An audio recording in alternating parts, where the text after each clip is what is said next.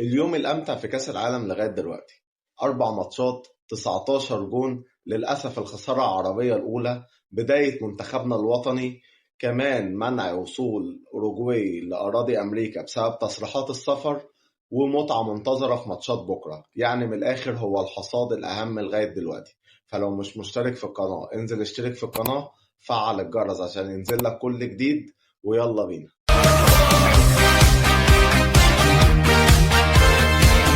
السلام عليكم ورحمة الله وبركاته. معاكم سيكر، وده حصاد اليوم الثالث من مونديال. تعالى بس في البداية حابب أشكر الآراء اللي جات لي على اليوم الأول واليوم الثاني. يمكن اليوم الأول فيه بعض الملاحظات جات وحاولنا نعدلها اليوم الثاني، والحمد لله اليوم الثاني كان إيجابي. فأنا دايما ببص على كومنتاتكم، بتفاعل معاها، بحب إن أنا أقرأ تعليقاتك سواء بالإيجاب أو بالسلب. إحنا لسه بنبدأ بنتعلم مع بعض. بحاول أقدم لك الحاجة اللي أنت تبقى راضي عنها وأنا أبقى راضي عنها. دي طبعا في البداية. بعد كده أنا هبدأ بقمة اليوم، ماتش هولندا واليابان. يمكن هولندا واليابان ماتش الشوط الأول ما كانش حلو جدا، أو في ناس كتير سابته ونامت بعد كده. هولندا واليابان، دخلت هولندا بالتشكيلة اللي قلنا عليها امبارح في الحصاد. الحمد لله زي ما هي بالظبط، نفس اللعيبة اللي اتكلمنا عليها، نفس نقط القوة اللي قلناها امبارح ظهرت النهاردة. بس كومان مش عارف يدير المنتخب ده بان، وهقول لك بان فين بالظبط واحنا بنتكلم مع بعض كده وبندردش في الماتش.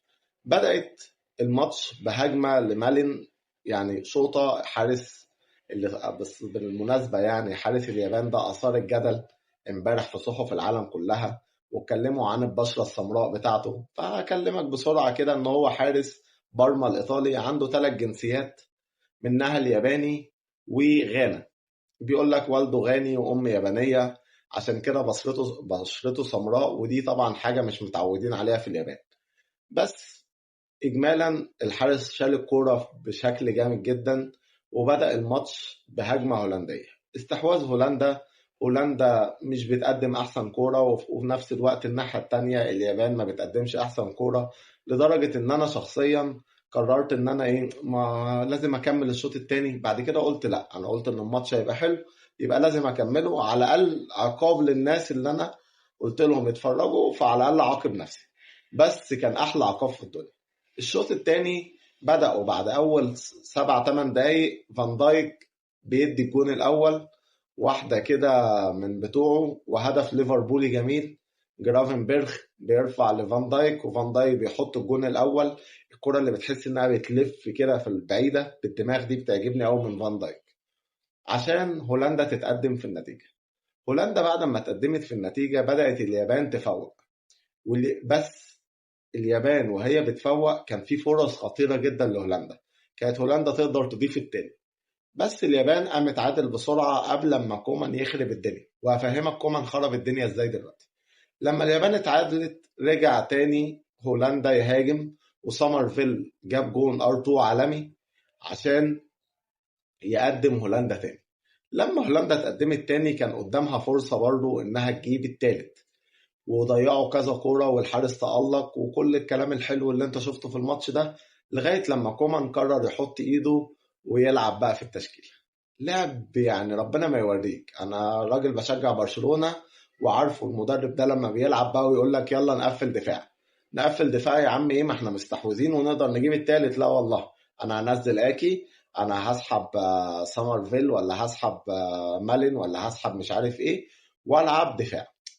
طبعا لعب دفاع، بدأت اليابان تبقى بتضغط بس مفيش هجمات عكسية، لغاية لما يجي الدقيقة 89 كورنر، وتيجي في دماغ المهاجم أو اللعيب بقى بتاع اليابان، الصراحة مش عارف اسمه، عشان تخبط في دماغ لعيب تاني من اليابان وتخش جون.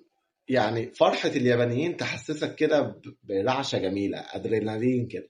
الواحد فرح الصراحة لليابان، فرح للكرة الحلوة، فرح للي بيهاجم واللي بيحافظ على اسمه، حتى لو بتلاعب منتخب قوي زي هولندا. بس تعال احكي لك حكاية كده عن هولندا. انا قرينا خبر ان هولندا بقالها من 2010 او من 2006 ما خسرتش ولا ماتش في كأس العالم في الوقت الاصلي. ايوه بالظبط، من 2006، من ساعة لما البرتغال خرجتها ما خسرتش ولا ماتش في الوقت الاصلي. دي معلومه الصراحه كانت اول مره عارفها اول مره اعرفها. كان قايلها فابريسيو روماني وعجبني ودورت عليها واكتشفت فعلا انها يا بتطلع ضربات جزاء يا ما بتصعدش للبطوله زي 2018، يا بتصعد يا بتطلع في الوقت الاضافي زي ما حصل في نهائي اسبانيا كده بتاع 2010. ده كان ماتش الممتع. فيلا بينا نخش على الماتش التاني.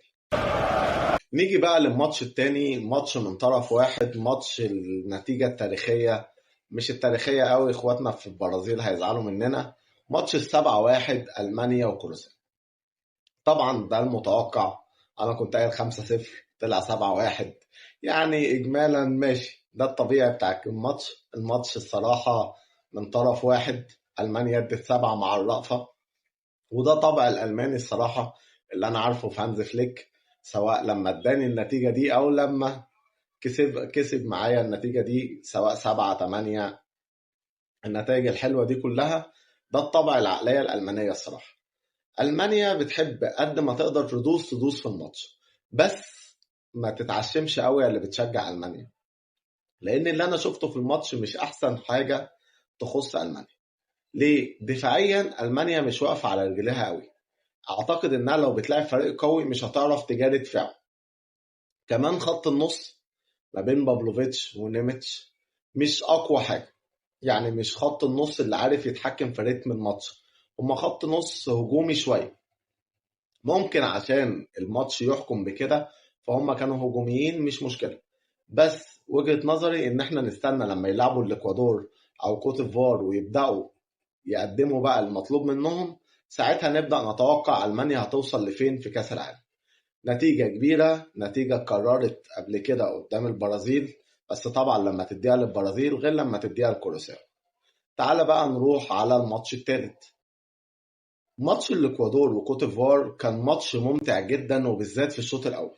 ماتش فيه جري كتير، فرص كتير، 3 كور في العارضة.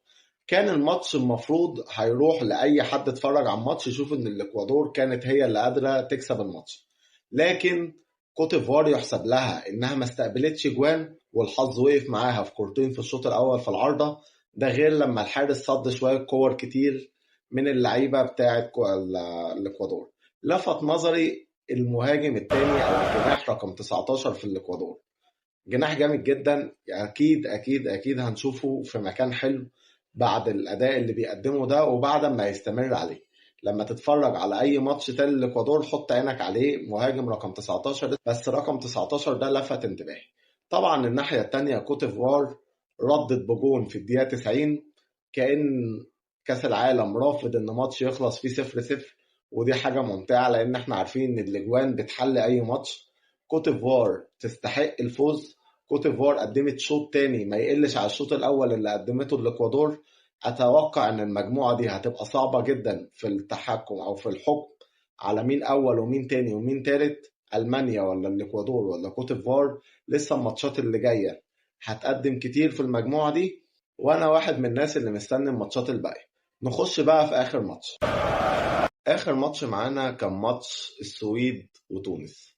وللاسف يعني كارثة حصلت للمنتخب التونسي الشقيق، وخسارة 5-1 ما كانش يتوقعها لا أحسن المتفائلين للسويد ولا أقل متفائلين بالنسبة للمنتخب التونسي. يعني حاجة صعبة جدا. البداية الأسوأ، النتيجة الأسوأ، قول عنها زي ما تقول. 5 رقم كبير جدا، مش هاخده من المنتخب السويدي. يعني أنا مش بلعب فريق قوي، خصوصا إنها لسه شايل 5 من منتخب زي بلجيكا. كل الناس كانت متوقعة إن تونس تخش تقف على رجليها، تبدأ تعمل ماتش حتى دفاعي شوية وتهاجم بعد كده مع الماتش ما يشتغل. لا، أخطاء دفاعية كوارث. طلوع بالكورة أصلا تحس إن اللعيبة مش متمرنة مع بعض.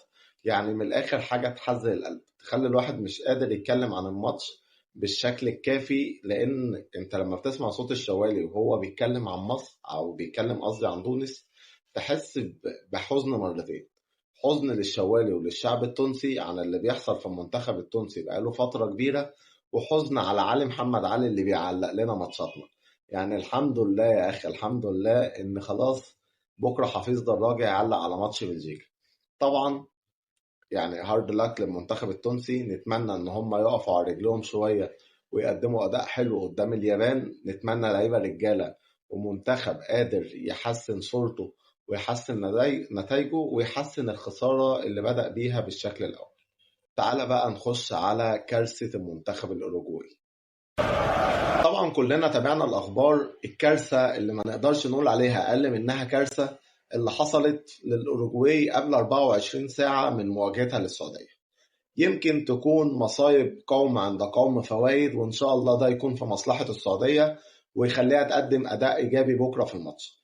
بس يعني إيه منتخب عنده طيارة عشان يروح لأمريكا يلعب ماتشه ويتنقل بقى طبعا من المكسيك لأمريكا عشان يلعب الماتش بتاعه في أمريكا ويترفض دخول الطيارة ويضطر يستنى كام ساعة ويعيد جدولة الطيران تاني عشان يخش؟ مع ذلك كأس العالم بيقدم المتعة الممكنة منه ككورة، كأحداث وكسياسة وككده. ممكن يكون بيبين لنا الوش الحقيقي بتاع دول كتير كانت بتبين لنا إن هم عندهم حرية وعندهم أمن وعندهم حاجات كتير.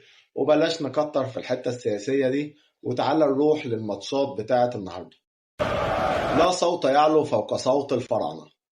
النهاردة ماتش مصر وبلجيكا. طبعا مش هو أول ماتش في اليوم، أول ماتش هو أسبانيا والراس الأخضر أو كاب فيردي. ماتش طبعا هيبقى ممتع. ما تفتكرش ما تستناش وما تفتكرش ان كاب فيردي او الراس الاخضر هيبقى لقمه سهله. ما اعتقدش خالص. اعتقد ان هم هيقدموا ماتش قوي جدا، وخصوصا ان الماتش تقريبا بيتلعب الساعه 10 الصبح. يعني بالنسبه لامريكا الماتش الساعه 10 الصبح تقريبا او كمان 9 الصبح، فده ميعاد مش حلو خالص بالنسبه لمنتخب اسبانيا. وطبعا مش هيبقوا واخدين على الاجواء دي، فواحد زي بدري مش هيقدم المطلوب منه. ممكن يبقى فرصة كويسة جدا لأن منتخب زي كاب فيردي في المشاركة الأولى ليه يقدم أداء قوي وياخد نقطة أو يكسب أسبانيا. بس توقعي الشخصي إن الماتش هيخلص لأسبانيا فرق جون، ولامين يامال لو اتزنقوا هينزلوه بس مش هيبدأ أساسي. نخش بقى على ماتش مصر وبلجيكا. مصر أنا اتكلمت وعملت عليها فيديو كامل عن الماتش ده. كل اللي هقدر أقوله دلوقتي إن هي مجرد دعوات وفرحة إن شاء الله تتحقق بعد الماتش. انا مش عايز اي حاجه من الماتش غير ان احنا نكسب. يعني بص، لا عايز تعادل ولا عايز خساره. انا عايز اكسب، بس عايز افرح بمنتخبي، عايز اقدم كوره حلوه. بس لو ما قدمتش كوره حلوه عايز ابقى مقدم الكوره اللي تخليني اكسب الماتش. اهم حاجه عندي ان انا ما بقاش نازل الماتش ما عنديش روح، ما عنديش اهميه ان انا بلعب بقى ولا مش مهم. انا كده كده ماتش كبير وعيني على المطوشه اللي بعديها. لفت انتباهي تصريح حسام حسن لما يقول لك انا عيني على الثلاث ماتشات. لا يا باشا، انا ما ينفعش يبقى عيني على الثلاث ماتشات مع بعض. انا عيني على ماتش واحد اللي هلعبه بكره. اخلص ماتش بكره وبعد كده يبقى عيني بقى على الماتش اللي بعديه نيوزيلندا، الماتش اللي بعديه ايران. انما انا مش عيني على الثلاث ماتشات. فالفكره دي انا رافضها. انا بكره داخل الماتش عايز احقق نتيجه ايجابيه، وعملت فيديو اتكلم فيه ازاي تحقق نتيجه ايجابيه. ولما واحد يكون بيحب الكوره بس ما تعمقش فيها وشايف ان في ثغرات في منتخب بلجيكا، انت كمدير فني لازم تكون شفت ثغرات اكتر مني بكتير في منتخب بلجيكا. لازم اللعيبه تكون عارفه انها تقدر تحقق نتيجه وتكسب بلجيكا، وهنعملها ان شاء الله. ما عنديش كلام تاني اقوله عن الماتش ده غير ان شاء الله هنكسب. نخش بقى في الماتش الثالث، السعوديه واوروجواي. ماتش على الورق بالمدرب الجديد في السعوديه بالماتشات الوديه السعوديه ما اقنعتش، واوروجواي منتخب تقيل جدا. اتمنى السعوديه تحقق نتيجه ايجابيه، بس احساسي ان لا، اوروجواي هتكسب. بس ان شاء الله يكون في مشكله بقى الطيران والحاجات دي تاثر على اوروجواي والسعوديه تحقق نتيجه ايجابيه. بس توقعي الشخصي فوز اوروجواي فرق واحد او اتنين مش اكتر من كده. نخش بقى في اخر ماتش وهو ماتش نيوزيلندا وايران. ده ماتش انا معرفش عنه ولا انت تعرف عنه اي حاجه غير ان دي مجموعتنا ومضطرين نعرف النتيجه بتاعتها في الاخر، وانا مضطر اتفرج عليها عشان اشرحه لك بكره في الحصاد. كل حاجه عايزه تتقالك في الحصاد قولها لي. عايز نتكلم عن اللعيبه او نتكلم عن المنتخبات القويه، ايه نقط القوه ايه نقط الضعف، لا دي هيبقى ليها فيديوهات ان شاء الله في اخر كل جوله. وبالذات الماتشات الكبيره اللي انت حابب يبقى ليها نموذج اجابه، برضو اكتب لي في الكومنتات قول لي اتكلم عن ماتش كذا وان شاء الله نعمل فيديو عنه. لو انت وصلت لهنا اكتب لي في الكومنتات ويقول لي اكتر حاجة كنت خايف منها في كأس العالم لغاية دلوقتي وحصلت، وايه اكتر حاجة مستنيها في ماتشات بكرة، وايه اللي انت حابب ان انا ازوده في البرنامج بتاعنا كل يوم. اهم حاجة لو مش مشترك في القناة تشترك في القناة، واوعى تنسى ان انا سيكر وده ملعبي. سلام.